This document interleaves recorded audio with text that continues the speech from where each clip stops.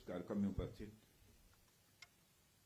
Shri Kiren Rijiju ji, minister parliamentary affairs and minority affairs, doctor Jitendra Singh, minister of state science and technology, और हमारे बीच video conferencing के माध्यम से जुड़े governor Himachal Pradesh Shriman Shiv Pratap ji Shukla, governor Arunachal Pradesh lieutenant general Kaivalya Patnaik, governor Rajasthan Shri Haribhau Kishan Rao Bagde, chief minister Arunachal Pradesh Shri Pema Khandu, chief minister Mizoram Shri Lal Dhoma, lieutenant governor Jammu and Kashmir Shri Manoj Sinha ji, lieutenant governor Ladakh brigadier doctor VD Mishra, विभिन्न राज्यों और UT से जुड़े सम्मानित जनप्रतिनिधिगण एवं अधिकारीगण, general Upendra Dwivedi, chief of army staff Shri Rajesh Singh ji, defence secretary lieutenant general Raghu Srinivasan, DG border road, BRO के सभी कर्मयोगी एवं देवियों व सज्जनों, आप सभी जानते हैं कि आज हमारे प्रधानमंत्री जी के मार्गदर्शन में हमारे भारत की सेना ने हम सभी भारतवासियों का मस्तक ऊंचा किया है।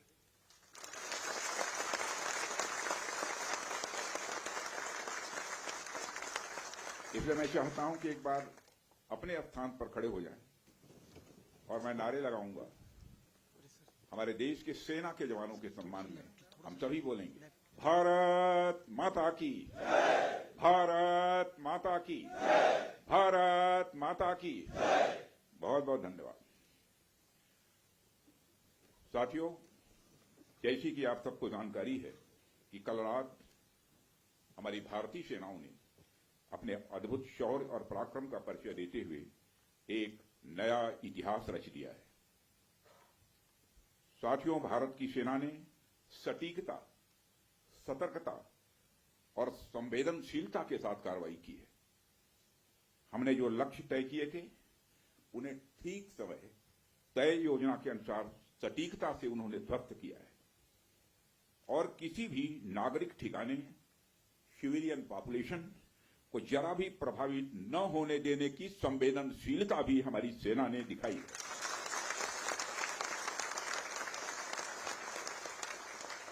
यानी एक तरीके से देखा जाए तो हम कह सकते हैं एक तरीके की सटीकता, सतर्कता और मानवीयता यह हमारी भारत की सेना के जवानों ने दिखाई है।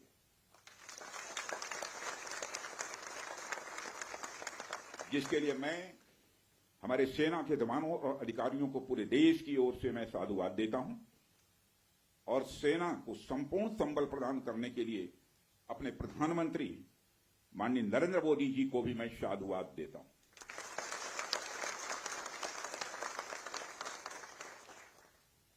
मित्रों, हमने हनुमान जी के उस आदर्श का पालन किया है जो उन्होंने अशोक वाटिका उजाड़ते समय किया था। जिन मोहि मारा तिन मोहि मारे। हमने केवल उन्हीं को मारा जिन्होंने हमारे मासूमों को मारा।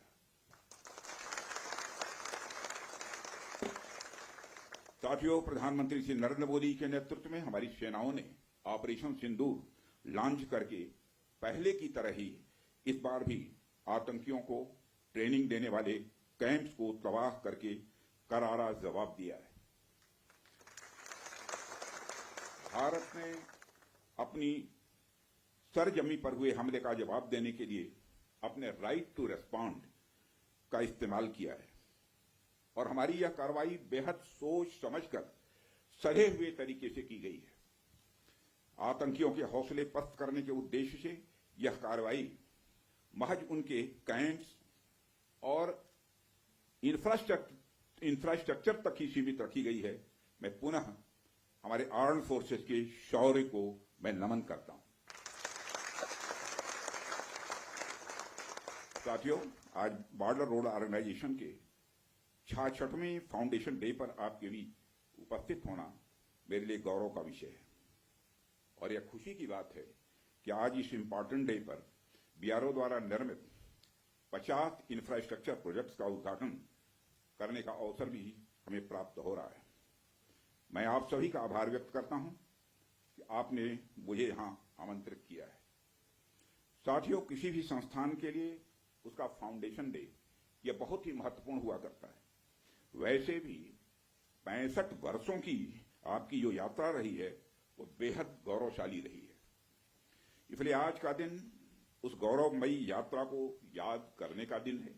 इसके साथ साथ यह दिन ठहर कर सोचने का भी दिन होता है कि अपनी अब तक की यात्रा में हमने क्या क्या हासिल किया है, और यह हमारी अब तक की कार्य प्रणाली का विश्लेषण करने का भी यह दिन है।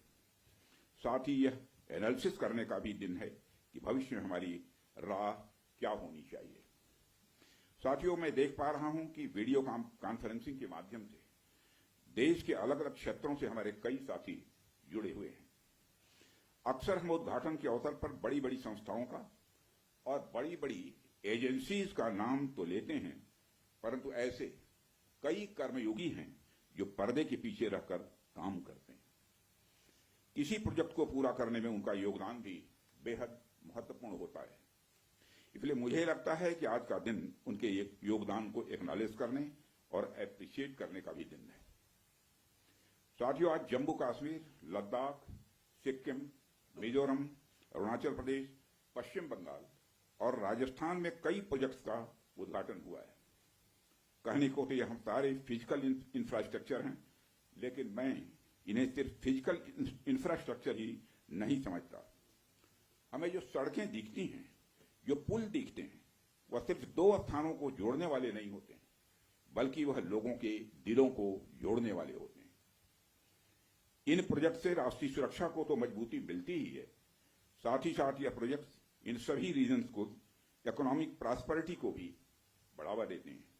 यह तमाम प्रोजेक्ट इन क्षेत्रों में ट्रांसपोर्टेशन, टूरिज्म और इकोनॉमिक एक्टिविटी को बढ़ावा देंगे, जिससे निश्चित रूप से यहाँ के निवासियों की आय में वृद्धि होगी, उनकी क्वालिटी ऑफ लाइफ में भी इम्प्रूवमेंट होगा और इन क्षेत्रों में समृद्धि आएगी यानी प्रॉस्पेरिटी आएगी। साथियों, मुझे बताया गया कि आज जिन इंफ्रा प्रोजेक्ट्स की शुरुआत की गई है, इनकी टोटल कॉस्ट लगभग 1900 करोड़ रुपए के आसपास की है। मुझे लगता है कि यह केवल उनकी नॉमिनल वैल्यू पर है। इसकी असली वैल्यू है वह तो हम आंक भी नहीं सकते।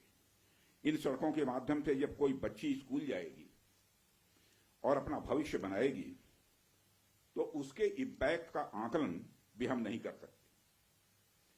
इन ब्रिजेस के माध्यम से जब यहां एम्बुलेंसेज दौड़ेंगी और समय पर लोगों को इलाज होगा, उसकी वैल्यू को भी नहीं आंका जा सकता। जब इन सड़कों के माध्यम से विभिन्न संस्कृति के लोग आपस में जुड़ेंगे या फिर एक दूसरे से जो कुछ सीखेंगे, उसकी वैल्यू कोई भी आंक नहीं सकता है।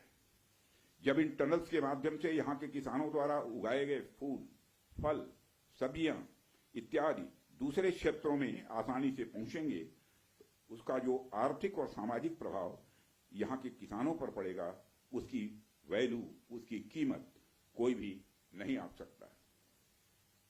साथियों, मैं इन प्रोजेक्ट्स की डिटेल देख रहा था।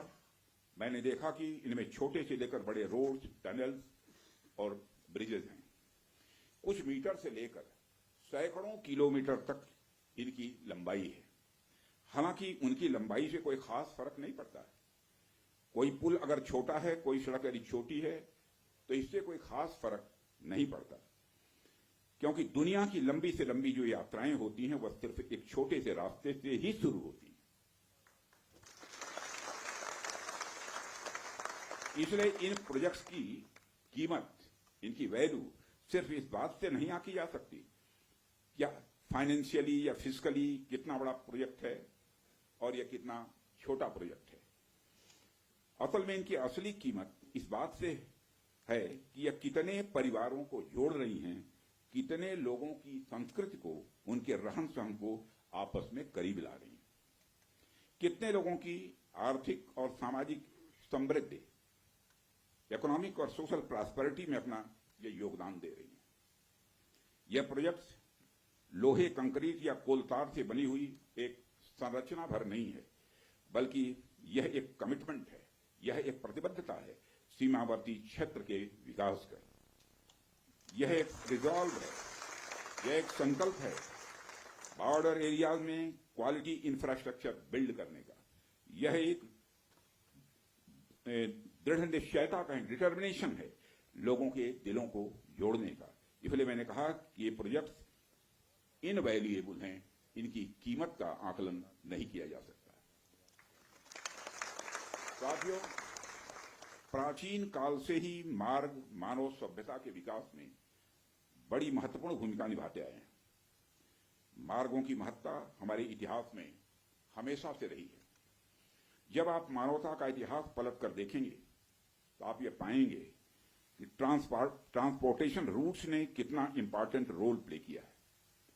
इतिहास बताते हैं कि सिविलाइजेशन थ्राइव हुई तो उसके पीछे रूट्स और राजमार्गों का बहुत बड़ा योगदान रहा है। कला, साहित्य, संस्कृति और विज्ञान का प्रचार प्रसार एक क्षेत्र से दूसरे क्षेत्र तक इन्हीं के माध्यम से फैलता है। यदि मैं भारत के संदर्भ में बात करूं तो मुझे यहां के दो इंपॉर्टेंट रूट्स के नाम स्वाभाविक रूप से याद आ रहे हैं। आप शायद उत्तरापथ और दक्षिणापथ के बारे में जानते होंगे या सुना होगा। उत्तरापथ और दक्षिणापथ हमारे इंडियन सब कॉन्टिनेंट के डिफरेंट रीजन्स को एक दूसरे से जोड़ने वाले धागे की तरह है। आप सोचिए, हजारों साल पहले जब संचार के इतने तेज साधन नहीं थे, तब आइडियाज और कल्चर, विचार और संस्कृति एक जगह से दूसरी जगह कैसे पहुंचते थे। पांड्य साम्राज्य का मोती और मदुरई का कपास आखिर मगध के पाटलिपुत्र में कैसे बहुत प्रसिद्ध हो गया। राजकुमार सिद्धार्थ से भगवान बने महात्मा बुद्ध की शिक्षाएं कावेरी पट्टनम तक कैसे पहुंच गई। संगम युग की मणिमैखली की चर्चा कश्मीर तक कैसे फैल गई। जब भारत में मॉडर्न पॉलिटिकल यूनिटी का कंसेप्ट भी नहीं आया था, तब से इन रूट्स ने सभ्यता और संस्कृति के विकास और आदान प्रदान में बहुत ही महत्वपूर्ण भूमिका निभाई है।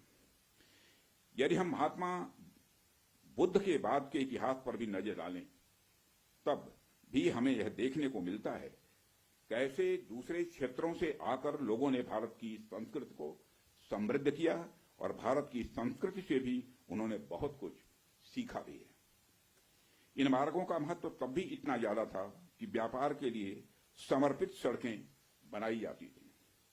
आप जब सिल्क रूट के बारे में जानते हैं, आप सभी को मालूम है सिल्क रूट के बारे में, जिसने एक तरह से पूरे एशिया और मध्य यूरोप तक को कवर कर लिया था।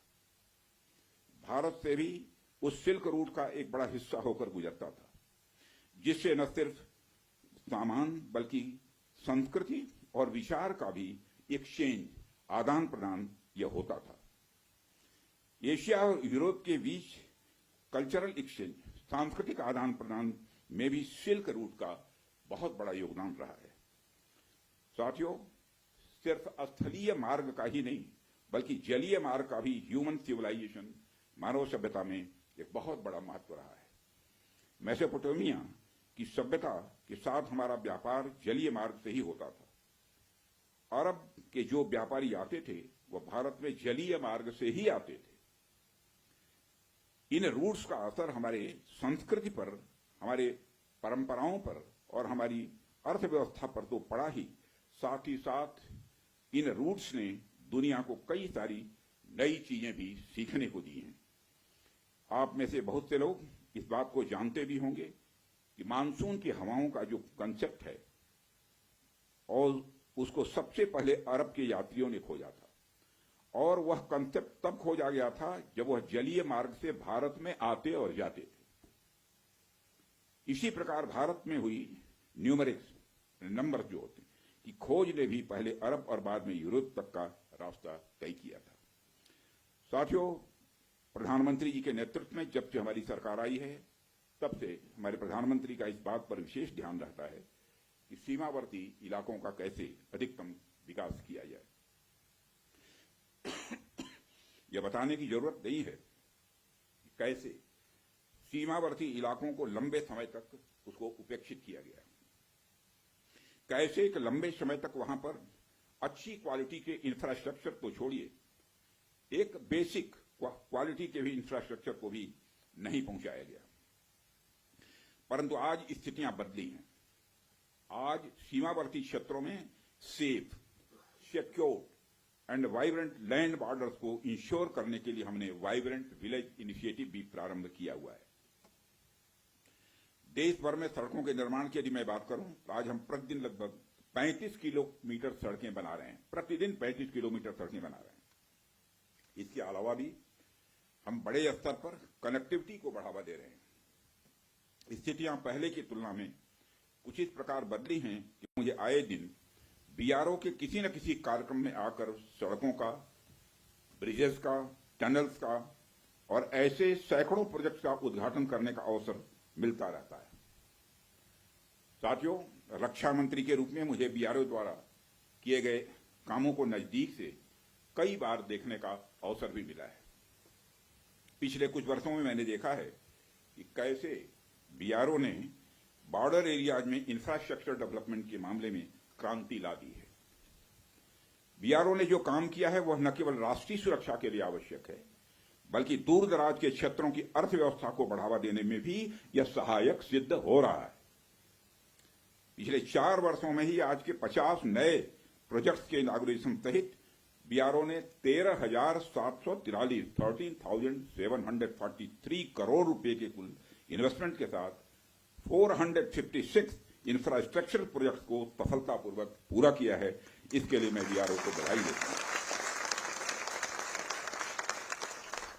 साथियों, बीआरओ की काम की क्वालिटी भी मैं कह सकता हूं ये वर्ल्ड क्लास की है, जिसका एक प्रमुख उदाहरण सेला सुरंग है, जिसका उद्घाटन पिछले वर्ष ही हमारे प्रधानमंत्री जी ने किया था। यह रणनीतिक रूप से महत्वपूर्ण क्षेत्रों में कनेक्टिविटी बढ़ाने के लिए हमारी सरकार की प्रतिबद्धता का एक प्रतीक है और मुझे यह बताते हुए बेहद गौरव की अनुभूति हो रही है कि पिछले 5 वर्षों में ही बीआरओ का बजट लगभग 2 गुना हो गया है, जिससे सीमा पर बेसिक इंफ्रास्ट्रक्चर के विकास में रिकॉर्ड तोड़ प्रगति हुई है। वित्तीय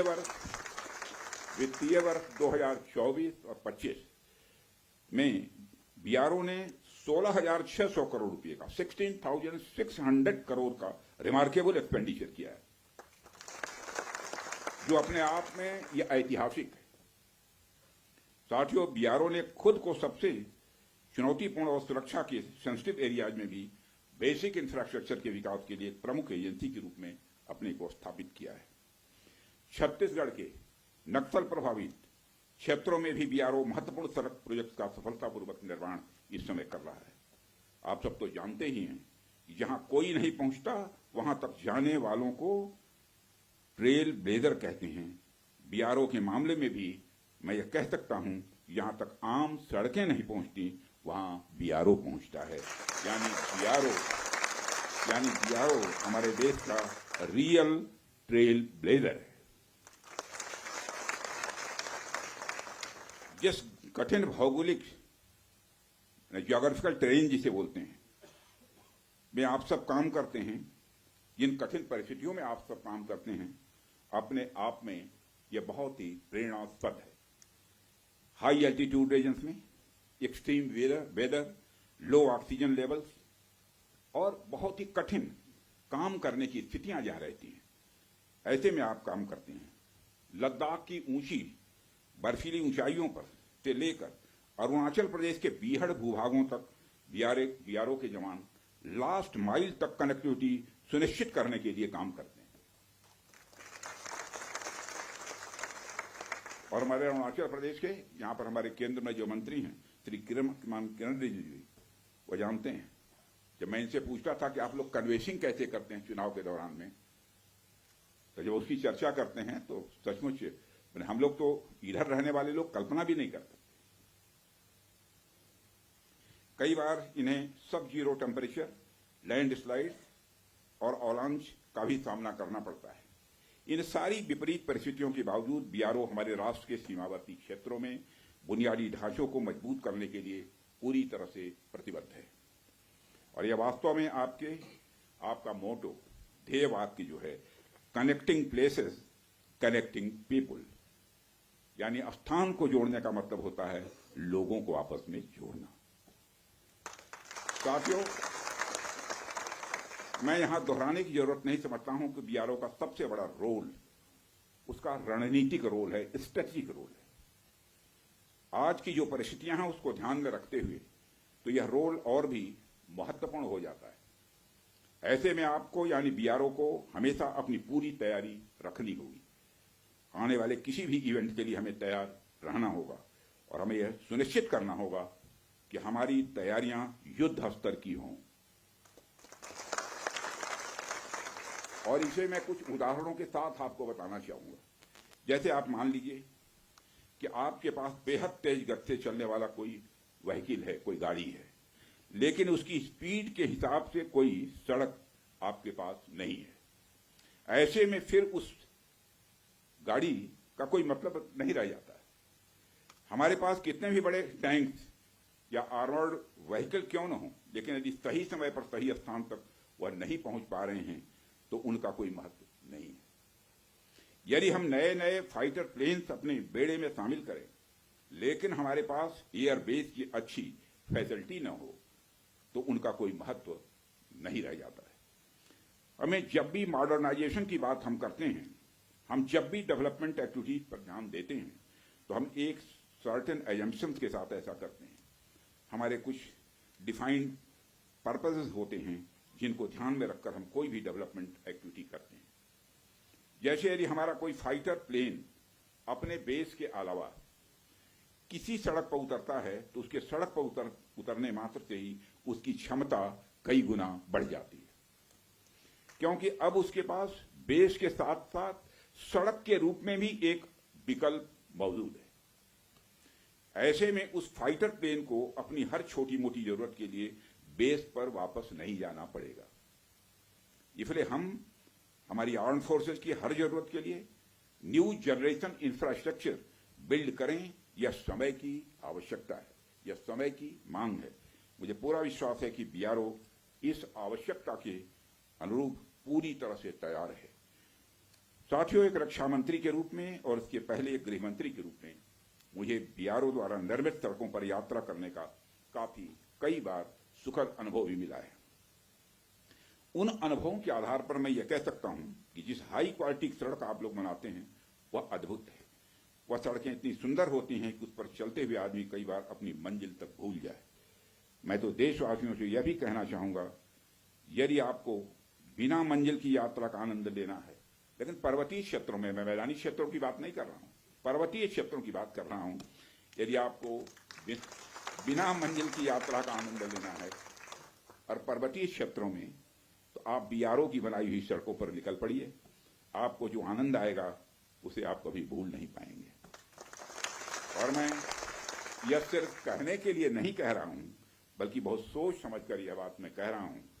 जब भी आप बीआरओ द्वारा निर्मित सड़कों पर जाएंगे तो जाहिर सी बात है आप सीमावर्ती इलाकों के लोगों से मिलेंगे, उनसे बातचीत करेंगे, आप वहां के कल्चर, वहां के अन्य जो परंपराएं हैं, प्रथाएं हैं, उनको पहचानेंगे और इससे कहीं न कहीं आपको एक ऐसी यात्रा का अनुभव मिलेगा जिसे आप जिंदगी भर याद रखेंगे।